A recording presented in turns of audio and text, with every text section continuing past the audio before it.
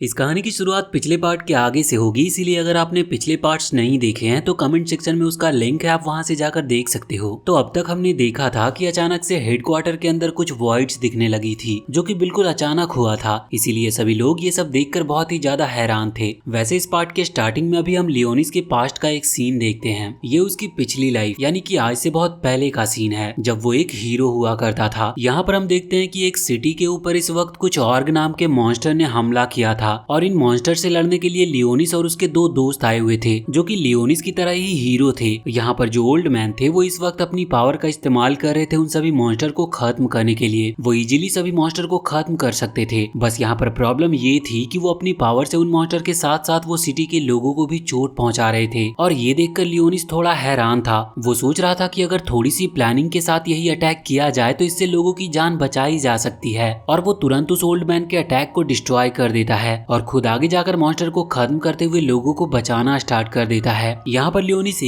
लियोनिस एक के बाद एक सारे मॉन्स्टर को खत्म कर देता है और सिटी के सभी लोग अब बच चुके थे। जिसके बाद वो सभी लियोनिस से बहुत ही ज्यादा इम्प्रेस थे और उनके मन में लियोनिस के लिए रिस्पेक्ट बढ़ चुकी थी। मगर इस चीज से वो ओल्ड मैन और उसके जो दूसरे साथी थे वो बिल्कुल भी खुश नहीं थे। और यहाँ पर हमें उस ओल्ड मैन का नाम एरकेल पता चलता है। इसके बाद अब सीन चेंज होता है और हम करंट टाइम में आ जाते हैं। यहाँ पर हमें पता चलता है कि जिन क्रिएचर को हेडक्वार्टर में देखा गया था वो असल में एरकेल ही है। ये उसकी ही पावर थी, या फिर ऐसा कह लो कि ये उनका नया रूप था। वैसे अभी हम यहाँ पर दूसरे हेडक्वार्टर की तरफ आते हैं, जहाँ पर मीटिंग चल रही थी। वहाँ पर वो लोग इसी क्रिएचर के बारे में बात कर रहे थे, लेकिन अचानक से वो क्रिएचर गायब हो चुका था। किसी को समझ नहीं आ रहा था कि ये क्या हो रहा है। अब वहाँ पर कॉन्फ्रेंस कॉल के थ्रू एल्फाइन को भी बुलाया जाता है। यहाँ पर एल्फाइन बताती है कि उसने अब तक जितनी भी रिसर्च करी है, उस रिसर्च से उसे पता चला है कि डिस्ट्रिक्ट 62 में कुछ गड़बड़ है। साथ ही यहाँ पर वो ये भी कहती है कि उसने सारी इन्फॉर्मेशन निकाली और अलग अलग डिस्ट्रिक्ट में चेकिंग भी की, जिसके बाद उसे पता चला कि ये एनर्जी बिल्कुल अलग है और यहाँ तक कि ये एनर्जी किसी वॉइड मॉन्स्टर की ही है। अब जैसे ही उन लोगों को पता चलता है कि ये वॉइड मॉन्स्टर का काम है तो वो सभी लोग हैरान हो जाते हैं, क्योंकि वॉइड मॉन्स्टर इतने पावरफुल नहीं होते। वहीं पर एक ओल्ड मैन बैठे हुए थे जो कहने लगते हैं कि ये पॉसिबल ही नहीं है, क्योंकि उनकी पूरी सिटी में वॉइड मॉन्स्टर के डिटेक्टर मशीन लगी हुई है, जो कि उन्हें पहले ही डिटेक्ट करके बता सकती है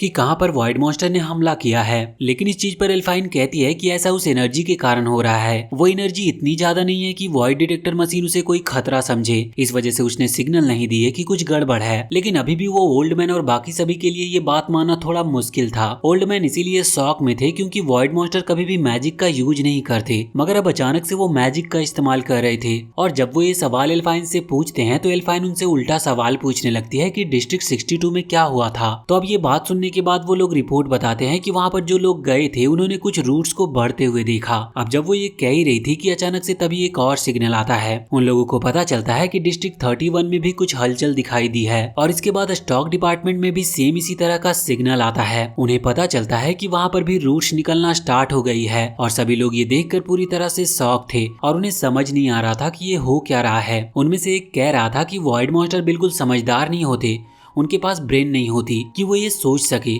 तो आखिर ये सब प्लानिंग के साथ कर कौन रहा है। अब यहाँ से सीन चेंज होता है और अब हम अल्फाइन के रूम में आ चुके थे। वहाँ पर आकर हम देखते हैं कि इस वक्त रेजिना थोड़ी चिंता में थी, क्योंकि सीलिया अभी तक लौट कर नहीं आई है। वो जब एल्फाइन से इस बारे में पूछती है तो एल्फाइन बताती है कि उनके कपड़े पर एक ट्रैकर लगा है। अब जीपीएस के थ्रू देखकर वो बताती है कि वो लोग एक ऑर्फन में हैं। अब यहाँ पर रेजिना थोड़ा सा रिलैक्स महसूस करती है, लेकिन एल्फाइन कह रही थी कि सिटी में कई सारे इंसिडेंट हो रहे हैं और अचानक से हर तरफ अजीब अजीब चीजें दिख रही है, इसीलिए उन्हें अलर्ट रहना होगा और तैयार रहना होगा, क्योंकि कभी भी कहीं से कुछ भी रिपोर्ट आ सकती है। और अभी तक उन्हें ये भी नहीं पता कि ये सच में किसी वॉइड मॉन्स्टर का काम है या फिर किसी और का। अब अगले सीन में हम लियोनिस और सीलिया को देखते हैं। यहाँ पर वो उन सभी ऑर्फन बच्चों के साथ खाना खा रहे थे। उनमें से ही एक लड़का जो कि लियोनिस के पास बैठा हुआ था वो उससे कह रहा था कि क्या वो उसे अपनी होली स्वॉर्ड दिखाएगा। वैसे लियोनिस को वो लड़का बिल्कुल भी पसंद नहीं आया था। वैसे तभी वहाँ पर एक लड़की आती है जो कि लगभग लियोनिस की ही एज की थी। भले ही वो एक ऑर्फन है, लेकिन वो बहुत पढ़ी लिखी लग रही थी। लियोनिस उससे इम्प्रेस था, मगर इसका असली कारण ये था कि उस लड़की को लियोनिस पर क्रश था, क्योंकि लियोनिस होली स्वॉर्ड एक्टिवेट कर चुका है, साथ ही वो पावरफुल भी है। वैसे इसके बाद हम वापस से हेडक्वार्टर में आते हैं, जहाँ पर हम देखते हैं कि उन्होंने एक टीम को उस जगह पर भेज दिया था जहाँ पर वो रूट्स दिखना स्टार्ट हुई थी। वो लोग वहाँ पर पहुंचकर रिपोर्ट भेजते हैं और अब उन्हें वो रूट्स को काटना था, क्योंकि उस ओल्ड मैन ने ये ऑर्डर दिया था कि उन्हें हटाकर उन्हें पता करना होगा कि असलियत में इस चीज के पीछे है कौन। वैसे उस जगह से उन्हें कुछ फुटेज मिले थे जिससे उन्हें थोड़ा थोड़ा शक हो चुका था कि ये काम वॉइड मॉन्स्टर का ही है। अब वहां पर उन रूट्स को काटने का काम स्टार्ट होता है, लेकिन अचानक से उनके अंदर से कुछ आंखें दिखने लगती है और फिर अचानक एक सिग्नल भी आता है जिससे पता चलता है कि ये सब वॉइड मॉन्स्टर कर रहे हैं। अब यहाँ पर एक आदमी ये ऑर्डर देता है कि हमें सिटी में जनरल एग्जीक्यूशन करना स्टार्ट करना होगा। ये एग्जीक्यूशन उन मॉन्स्टर के लिए है, लेकिन सिटी के लोग भी इसमें फंस सकते थे और सिटी के लोगों को बचाना फिर मुश्किल हो जाएगा। इस वजह से बाकी लोग मना कर रहे थे, पर अब कोई दूसरा चारा भी नहीं था, इसीलिए सबको ये ऑर्डर मानना था। मगर अचानक से वो देखते हैं कि जो कम्युनिकेशन सिग्नल है वो किसी ने कट कर दिया है। ये सब उसी मॉन्स्टर का काम था जो कि वहाँ पर वो रूट्स फैला रहे थे। अब उन्हें फिर से उस सिस्टम को हैक करके उस कम्युनिकेशन सिस्टम को वापस से चालू करना था। वैसे उन्हें पता चलता है कि जो सिग्नल कट हुआ था, मतलब कि जो लोग वहाँ रूट्स वाले एरिया में गए थे और वहाँ से जो सिग्नल कट हुआ था, वहाँ पर 2 लोग अभी भी जिंदा बचे हैं। वो लोग बताते हैं कि जो मॉन्स्टर वहाँ पर था वो अचानक से भाग गया। अब पहले तो इन लोगों को लग रहा था कि ये वॉइड मॉन्स्टर का काम है, लेकिन अब ये कंफ्यूज थे क्योंकि वॉइड मॉन्स्टर में ब्रेन नहीं होता, वो हमेशा हमला करते हैं और जब तक वो पूरी तरह से मारे नहीं जाते तब तक वो रुकते नहीं हैं। लेकिन ये पहली बार था कि कोई वॉइड मॉन्स्टर अटैक करके वापस लौटा था, इसी वजह से इन्हें शक हो रहा था कि ये वॉइड मॉन्स्टर का काम नहीं हो सकता। अब यहाँ पर वो कंफ्यूज थे कि तभी अचानक से एक और सिग्नल मिलता है। उन्हें पता चलता है कि वो रूट्स जो वहाँ से गायब हुए थे वो एनर्जी पॉइंट की तरफ निकला है। असल में उस सिटी का एक एनर्जी पॉइंट है जहाँ पर सारी एनर्जी स्टोर होती है। अब पहले तो उनको ये समझ पाना मुश्किल था कि आखिर वो वहाँ क्यों जा रहा है, लेकिन एल्फाइन कहती है कि असल में उस मॉन्स्टर का मेन टारगेट वही एनर्जी सोर्स है, इसीलिए वो सारे डिस्ट्रिक्ट में घूम रहा था उस एनर्जी सोर्स को ढूंढने के लिए। अब उनके पास बिल्कुल भी टाइम नहीं बचा था, इसीलिए उन्हें सारे डिफेंस फोर्स को वहाँ पर भेजना पड़ता और जो भी डिफेंस सिस्टम थे उन्हें भी एक्टिवेट करना पड़ता है।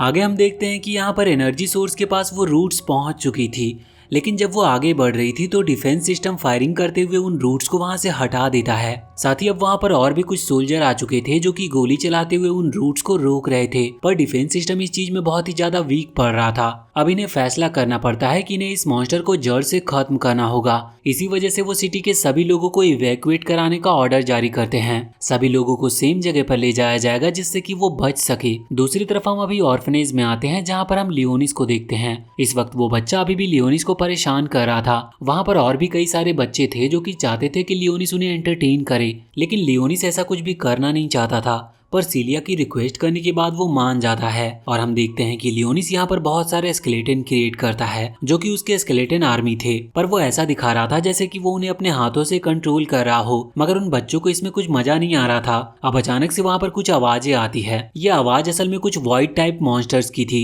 ये थोड़े अलग टाइप के मॉन्स्टर थे। असल में हुआ ये कि जो एनर्जी सोर्स के पास रूट्स फैल रही थी उसे डिफेंस सिस्टम और वो सारे सोल्जर रोक रहे थे, पर सोल्जर यहाँ पर बहुत सारी गोलियां चला तो देते हैं, पर इस चीज में अब वो एनर्जी सोर्स भी डिस्ट्रॉय होने लगा था और उसे गोली ना लगे इस वजह से उन्हें रुकना पड़ता है। इनके पास कोई और चारा नहीं था उसे रोकने का, पर फिर भी ये कोशिश कर रहे थे। मगर अब वो जो रूट्स थे वो अचानक से वहाँ कुछ मॉन्स्टर्स को समन करना स्टार्ट कर देती है। ये मॉन्स्टर्स वहाँ सिटी में समन हो रहे थे और ये उड़ भी सकते थे। ये स्टैम्पिड टाइप के मॉन्स्टर्स थे और वहाँ हेडक्वार्टर में अब हाई डिफेंस सिस्टम ऑन किया जाता है जिससे कि उस जगह को प्रोटेक्ट किया जा सके। मगर इस चीज के लिए उन्हें वो एनर्जी यूज करनी पड़ती है जो कि वहाँ स्टोर करके रखी गई थी, और ये एनर्जी सबसे ज्यादा इमरजेंसी के लिए होती है क्योंकि इसके बाद उनके पास कोई दूसरा चारा नहीं बचेगा और इसके बाद अभी भी 3 दिन लगेंगे उन्हें एक्सटर्नल कोई हेल्प मिलने में। अब हम उन जनरल को देखते हैं जिन्होंने ये ऑर्डर दिया था। इस वक्त वो भी कंफ्यूज थे कि उनका ये ऑर्डर सही है या गलत। वैसे यहाँ पर एल्फाइन, रेजिना और साकुया तीनों भी आ चुके थे सिटी के लोगों को बचाने के लिए।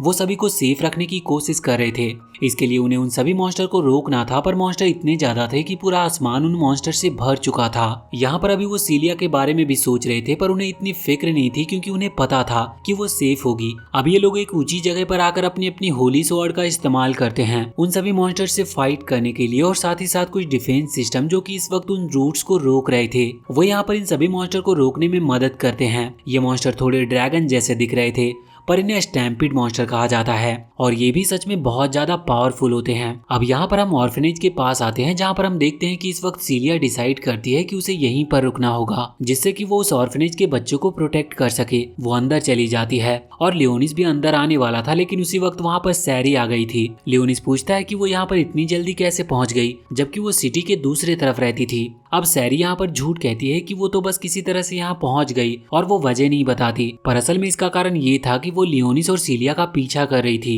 लियोनिस कहता है कि उसे उनकी इन्फॉर्मेशन निकालने की जरूरत नहीं है, उसने उसे यहाँ लोगों की और जो ये वाइड मॉन्स्टर है उनकी इन्फॉर्मेशन निकालने के लिए भेजा था। वैसे इसके बाद जब लियोनिस वापस लौट रहा था तभी वो वहाँ पर एक मॉन्स्टर को देखता है। वो ड्रैगन जैसा दिखने वाला स्टैम्पिड मॉन्स्टर था। अब सीलिया फैसला करती है कि वो उस मॉन्स्टर से फाइट करके इन चिल्ड्रंस को बचाएगी। वो तुरंत ही बाहर आकर अपनी होली स्वॉर्ड को एक्टिवेट करती है, पर लियोनिस देखता है कि उसकी तलवार में अभी उतनी पावर नहीं है क्योंकि अभी तक उसने अपनी वैम्पायर पावर को पूरी तरह से एक्टिवेट नहीं किया है। लियोनिस उससे पूछता है कि क्या उसे इन मॉन्स्टर्स को देखकर डर लग रहा है, जिस पर सीलिया कहती है कि हाँ, लेकिन वो डर कर पीछे नहीं हट सकती क्योंकि ये उन छोटे बच्चों की प्रोटेक्शन का सवाल है। वैसे यहाँ पर अब वो 2 मॉन्स्टर पर हमला करके उन्हें खत्म कर देती है, लेकिन वो पीछे देखती है तो वो और भी मॉन्स्टर्स थे जो कि पहले ही आग में जल रहे थे और ये लियोनिस कर रहा होता है। वो पूछती है कि क्या सच में ये तुम्हारी पावर है, तो इस पर लियोनिस कहता है कि हाँ, लेकिन फिर वो और कुछ नहीं कहता। वो कहता है कि हमें बाकी मॉन्स्टर पर ध्यान देना चाहिए। अब वहाँ पर और भी बहुत सारे मॉन्स्टर आना स्टार्ट हो चुके थे। दूसरी तरफ हम अभी बाकियों को देखते हैं, जैसे कि साकुया, जो कि अपनी पावर का इस्तेमाल करते हुए बहुत सारे मॉन्स्टर को एक साथ खत्म कर रही थी, और रेजिना के पास एक बहुत ही खतरनाक कैनन थी जो कि इतनी पावरफुल थी कि वो मॉन्स्टर एक ही अटैक में मरते जा रहे थे। अब वो कुछ देर तक इसी तरह से फाइट करते हैं, लेकिन फिर अचानक से वो जगह हिलने लगती है और उनके सामने आता है एक बहुत ही बड़ा वॉइड मॉन्स्टर जो कि वॉइड हाइड्रा के नाम से वहाँ पर फेमस था। वैसे इस तरह के मॉन्स्टर ने अभी तक सिटी पर कभी हमला नहीं किया था।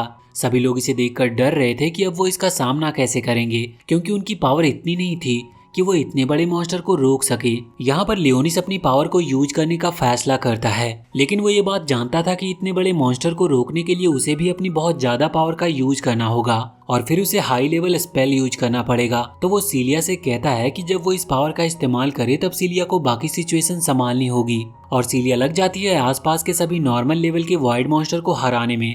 अब यहाँ पर लियोनिस अपनी पावर का इस्तेमाल करना स्टार्ट करता है। वो एक हाई लेवल फायर स्पेल का यूज कर रहा था जिससे कई सारे फायर स्पेल क्रिएट होते हैं और साथ ही उस बड़े से हाइड्रा मॉन्स्टर के ऊपर गिरते हैं, जिसकी वजह से वो वाइड मॉन्स्टर नीचे गिर चुका था। इस चीज में लियोनिस को बहुत पावर लगी थी और हम देखते हैं कि उस वाइड मॉन्स्टर को भी बहुत ज्यादा डैमेज पहुंचा था, पर अचानक से वो अपनी फायर का इस्तेमाल करता है जो कि सीधा सीलिया के ऊपर कर रहा था। लेकिन अब लियोनिस अपने अगले अटैक का इस्तेमाल करने वाला था तभी वहाँ पर ब्लैकस आ जाता है जो कि उस वाइड मॉन्स्टर को काटता है। अब वाइड मॉन्स्टर अपने अटैक नहीं कर सकता था, इसीलिए यहाँ लियोनिस तुरंत ही लेवल 10 की ग्रेविटी अटैक का इस्तेमाल करता है। ये बहुत ज्यादा पावरफुल अटैक था, इस वजह से वो मॉन्स्टर वहीं नीचे प्रेस हो गया था और फाइनली अब वो मॉन्स्टर वहीं पर मारा जाता है। ये देखकर सीलिया बहुत ही ज्यादा इम्प्रेस थी और साथ ही बहुत ही ज्यादा शॉक थी, पर इतनी ज्यादा ग्रेविटी की वजह से वहाँ पर होल होने लगा था और अचानक से उन होल्स के अंदर से कुछ रूट्स निकलना स्टार्ट हो जाती है। ये रूट्स यहाँ पर सीलिया को उस गड्ढे के अंदर खींचकर ले जा रही थी। ये देखकर लियोनिस उसे बचाने के लिए आगे बढ़ता है, पर अचानक से और भी बहुत सारे रूट्स बाहर निकल कर आती है और अचानक से वो एक स्ट्रक्चर में क्रिएट हो रही थी और फिर स्माइल करते हुए उसमें से एक आवाज आती है जो कि लियोनिस का नाम पुकार रही थी, और ये आवाज किसी और की नहीं बल्कि एरकेल की थी और लियोनिस भी उसे पहचान कर स्माइल करता है। और इसी के साथ हम इस पार्ट को यहीं पर एंड करते हैं। तो अगर आपको आगे की भी स्टोरी जाननी है तो कमेंट सेक्शन में हमें जरूर बताएं। वीडियो अगर पसंद आई हो तो चैनल को सब्सक्राइब करके बेल आइकन भी जरूर दबा लें।